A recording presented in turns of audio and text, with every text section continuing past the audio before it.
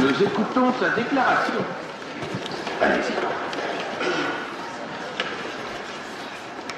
C'est le peuple français qui, par ses représentants réunis en Assemblée nationale le 10 juillet 1940, m'a confié le pouvoir. C'est à lui que je suis venu rendre des comptes. La haute cour telle qu'elle est constituée ne représente pas le peuple français. Et c'est à lui seul que s'adresse le maréchal de France, chef de l'État. Je ne ferai pas d'autres déclarations. Je ne répondrai à aucune question. Les défenseurs ont reçu de moi la mission de répondre à des accusations qui veulent me salir et qui n'atteignent que ceux qui les profèrent. J'ai passé ma vie au service de la France. Aujourd'hui, âgé de près de 90 ans, jeté en prison, je veux continuer à la servir en m'adressant à elle une fois encore, qu'elle se souvienne.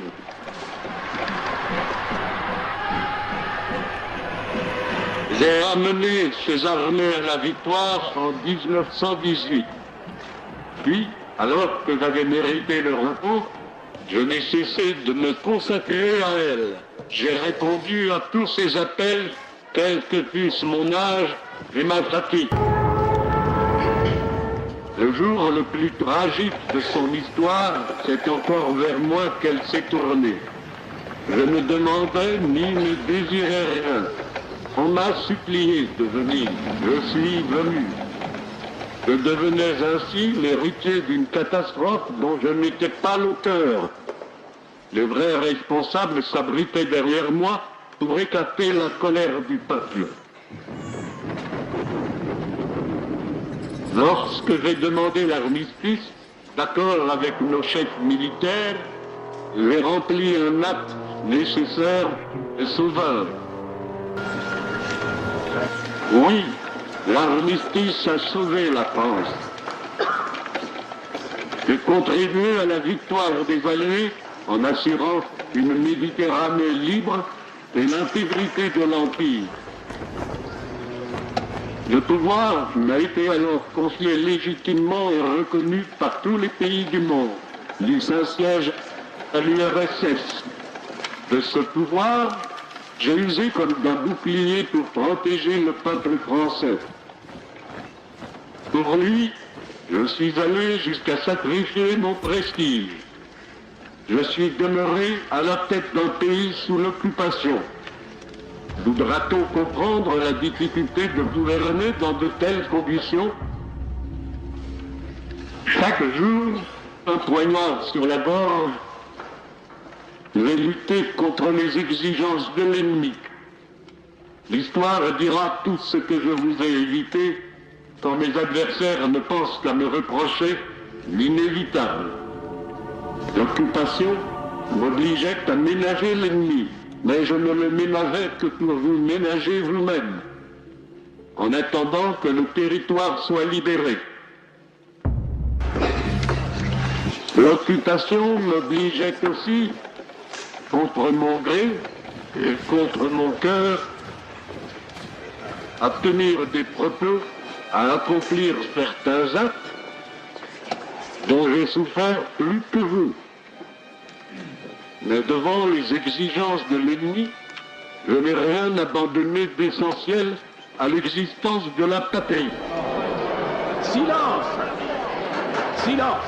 Pendant que le général de Gaulle, hors de nos frontières, poursuivait la lutte, j'ai préparé les voies à la libération, conservant une France douloureuse, mais vivante.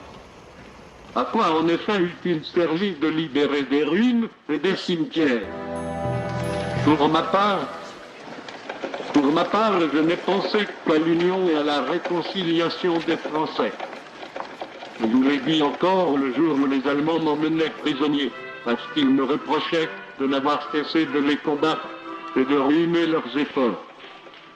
Je sais qu'en ce moment-ci, certains ont oublié, depuis que je n'exerce plus le pouvoir, ce qu'ils ont dit, écrit ou fait. Des millions de Français pensent à moi, qui m'ont accordé leur confiance et me gardent leur fidélité. Je jure de servir la France tant que mes forces me le permettront.